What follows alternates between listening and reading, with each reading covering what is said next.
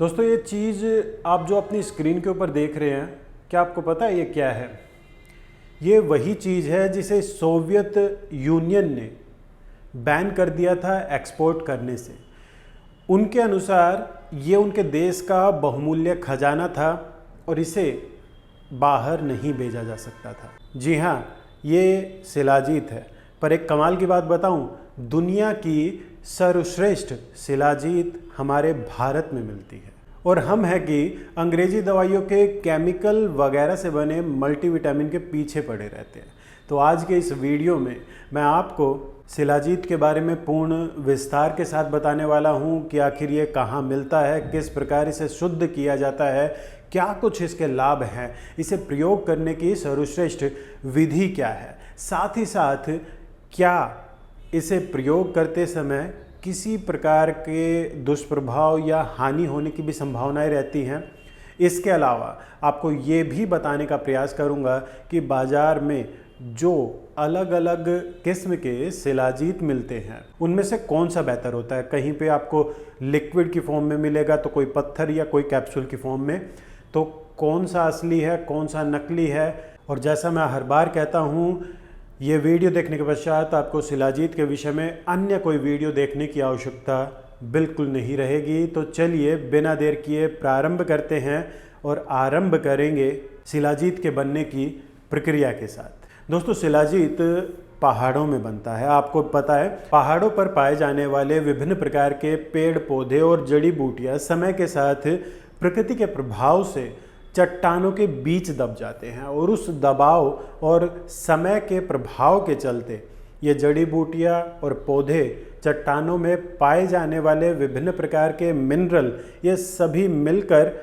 उनका सत्व शिलाजीत के रूप में पहाड़ों की दरारों से बाहर निकलता है। और वही शिलाजीत हवा के संपर्क में आकर जम जाता है। तो आप में से किसी ने पूछा था कि आखिर ये पत्थर है, तो पत्थर पानी के अंदर कैसे मिल सकता है?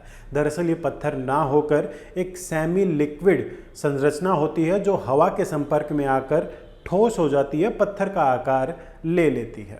और इसके नाम से भी आप समझ सकते हैं, शिला अर्थात पत्थर और जीत अर्थात उसके ऊपर विजय प्राप्त करने वाला। जो पत्थर को भी हरा दे, उसके ऊपर भी विजय प्राप्त कर ले, उसे ही शिलाजीत कहा जाता है। अब पहाड़ों के ऊपर चट्टानों पर जमे इस शिलाजीत को इकट्ठा करके उतार लिया जाता है और यहाँ से शिलाजीत को शुद्ध करने की प्रक्रिया प्रारंभ होती है। दरअसल पहाड़ों से इकट्ठे किए गए शिलाजीत में धूल, मिट्टी, विभिन्न प्रकार की गंदगी मिश्रित होती है। अगर ऐसे शिलाजीत को बिना शुद्ध किए प्रयोग कर लिया जाए तो निश्चित तौर पर आपके किडनी फेलियर की संभावनाएं पूरी बढ़ जाएंगी, लीवर को भयंकर दुष्प्रभाव झेलने पड़ सकते हैं और आपके अन्य विभिन्न महत्वपूर्ण अंगों को भी हानि झेलनी पड़ सकती है।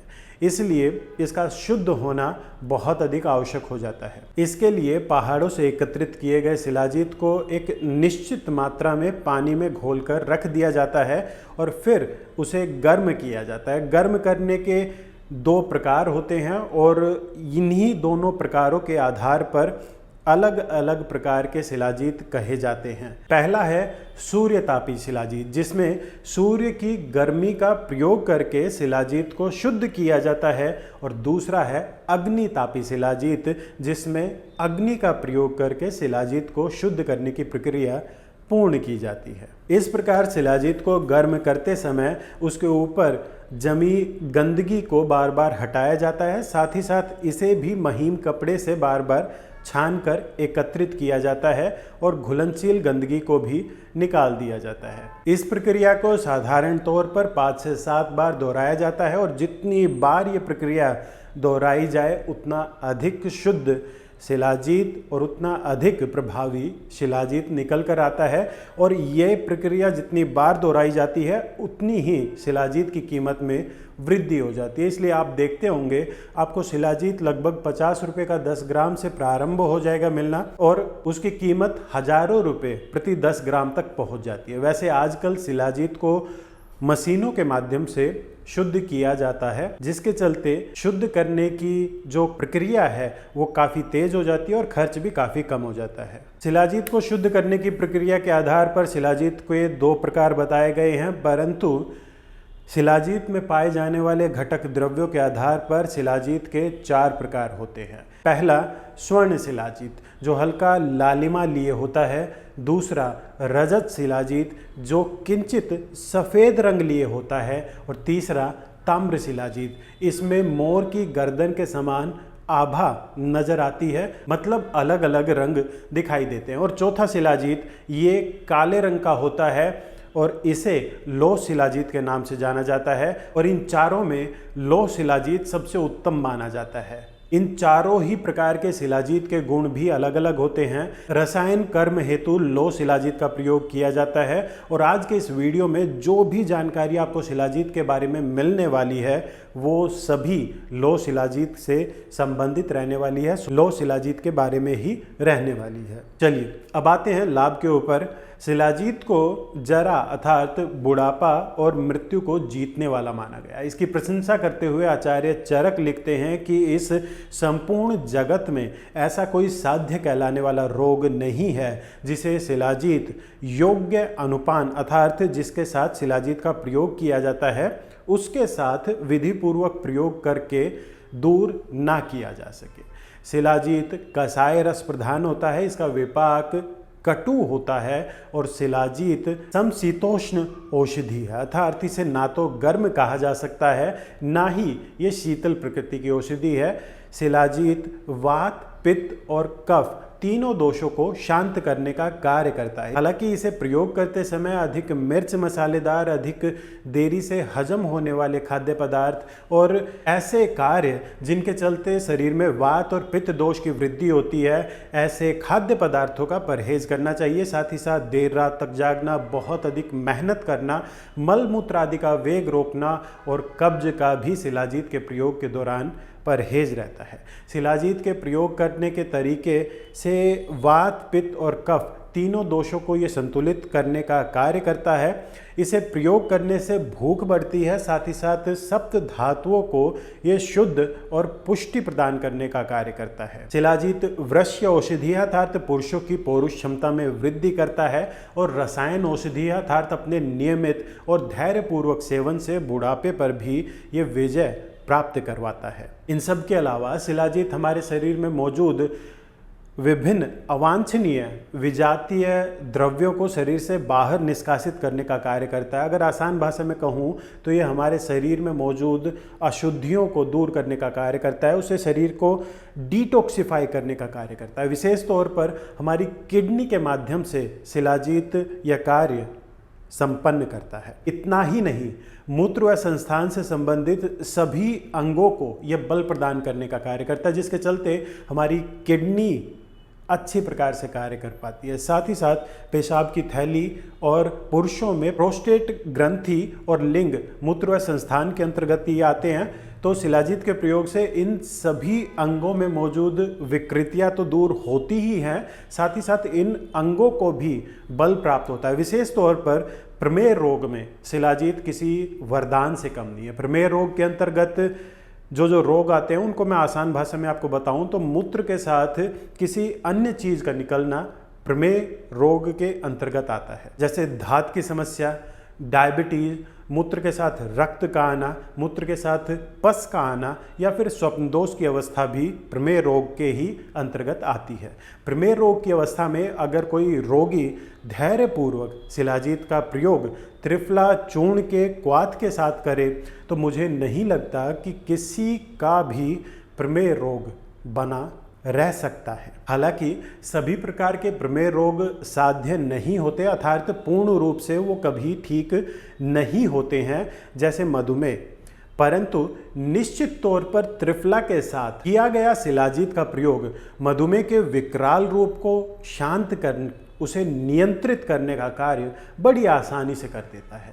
इसके अलावा शिलाजीत यदि साल सरादी गण के क्वाथ के साथ प्रयोग किया जाए तो लाभ और भी अधिक शीघ्र प्राप्त होता हुआ दिखाई देता है। इसके चलते मधुमेह अधिक बेहतर तरीके से नियंत्रित हो पाती है। उसके चलते जो उपद्रव उत्पन्न होते हैं वो अधिक बेहतर तरीके से नियंत्रित होते हुए दिखाई देते हैं। सालसरादी गण में जो जो घटक द्रव्य आते हैं वो कुछ इस प्रकार हैं, अब सभी याद नहीं रहते हैं। तो साल वृक्ष, अजकर्ण, खैर, कदर, श्वेत या पूती खैर, कालस्कंद, सुपारी का वृक्ष, भोजपत्र, मेढ़ा सिंगी, सादन, सिरिस, असन, धव, अर्जुन, ताड़ वृक्ष, सागौन, करंज, पूती करंज, साल वृक्ष, अगर और पीत चंदन। मैं इसमें से देख के बोल रहा हूँ, आप भी शायद देख पा रहे होंगे। स्क्रीनशॉट ले लीजिए अगर किसी को विस्तार में इसके बारे में जानना है, सालसरादी गण के बारे में। चलिए, इसके अलावा शिलाजीत का एक और विशेष गुण इसे मधुमेह के रोगियों के लिए अमृत स्वरूप बनाता है, और वो है अग्नाशय अर्थात हमारे पैनक्रियाज को बल प्रदान करने का गुण, उसे सबल बनाने का गुण, जिसके कारण हमारा शरीर फिर से एक बार पर्याप्त मात्रा में इंसुलिन बनाने के योग्य बन पाता है। हालांकि ऐसी अवस्था में मैं बसंत कुसुमाकर रस के साथ शिलाजीत का प्रयोग करवाना अधिक पसंद करता हूं। मुझे अधिक बेहतर परिणाम दिलाने वाला ये योग रहता है, पर अकेला शिलाजीत का प्रयोग भी काफ़ी अच्छे लाभ प्रदान करता है मधुमेह की अवस्था में।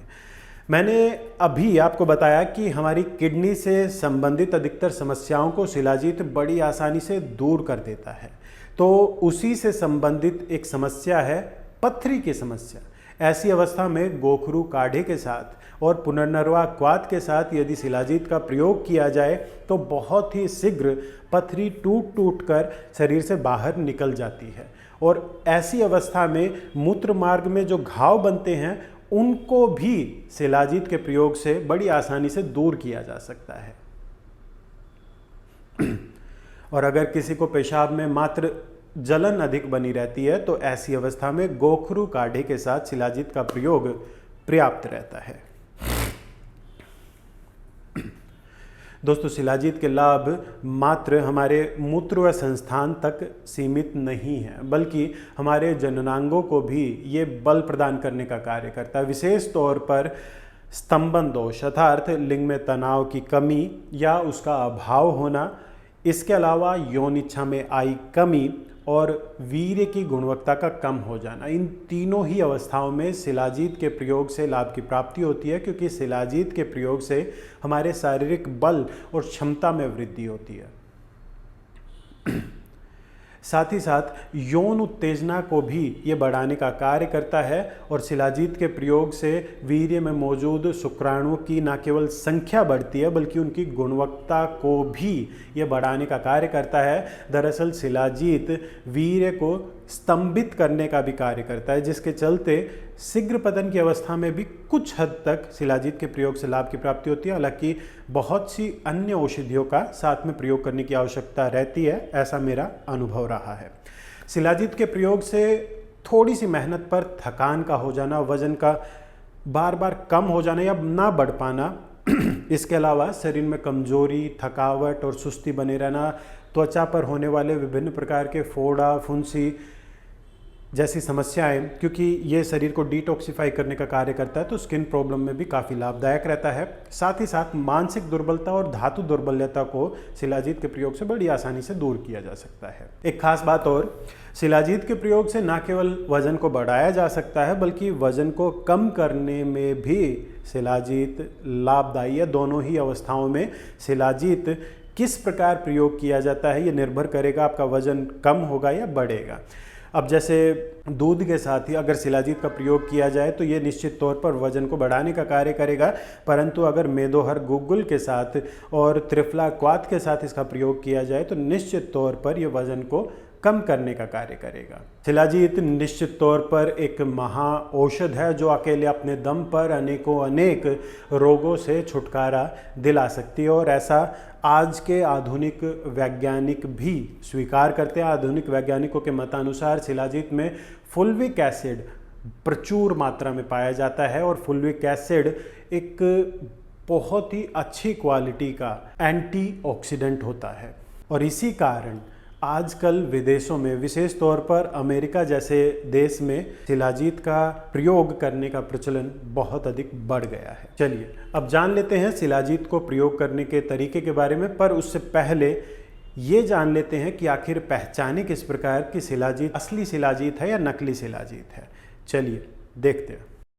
दोस्तों, असली शिलाजीत और नकली शिलाजीत को पहचानने का सबसे आसान तरीका ये है कि अगर असली शिलाजीत को आग में रखा जाए तो उस आग में से कभी भी धुआं नहीं उठता है और हमेशा शिलाजीत को जलाने पर वो शिवलिंग की तरह ऊपर की तरफ उठता है, कभी भी वो नीचे की तरफ नहीं आएगा। अगर वो असली शिलाजीत है तो हमेशा वो ऊपर की तरफ उठेगा। आप देख पा रहे होंगे वीडियो में।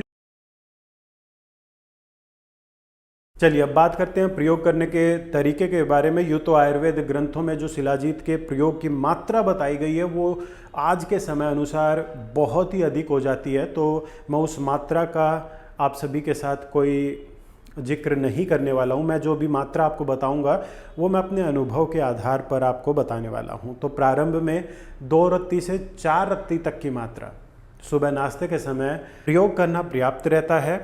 धीरे धीरे इस मात्रा को 8 रत्ती तक लेकर जाया जा सकता है। आपकी जानकारी के लिए मैं आपको बता दूं, 1 ग्राम में 8 रत्ती होते हैं, तो आप लगा सकते हैं अंदाज़ा कि 2 रत्ती लगभग 250 mg के करीब। अब शिलाजीत कौन सी अच्छी रहती है, इसके ऊपर मैं मंगलवार को दोपहर 3 बजे अपने मेन चैनल के ऊपर वीडियो डालूंगा, आप उसे देखिएगा ज़रूर। अगर कोई भी शिलाजीत को लेना चाहता है, कौन सी शिलाजीत बेहतर है, लिक्विड ठोस शिलाजीत या फिर कैप्सूल के रूप में जो शिलाजीत उपलब्ध होती है, कौन सी शिलाजीत बेहतर है, उसके बारे में उस वीडियो में हम विस्तार के साथ चर्चा करेंगे, देखिएगा ज़रूर। चलिए अब बात कर लेते हैं सावधानियों की। तो विभिन्न आचार्यों ने शिलाजीत को ना तो गर्म बताया है ना ही ठंडा बताया। उनके अनुसार इन दोनों के मध्य शिलाजीत है, पर मेरा अनुभव ये रहा है कि गर्म स्थान पर रहने वाले और गर्म मौसम में रहने वाले ऐसे लोग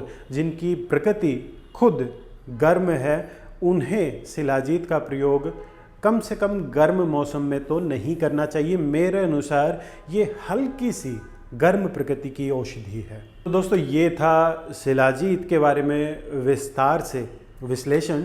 आपको ये जानकारी कैसी लगी मुझे नीचे कमेंट के माध्यम से अवश्य बताइएगा। मिलते हैं अगले वीडियो में। नमस्कार।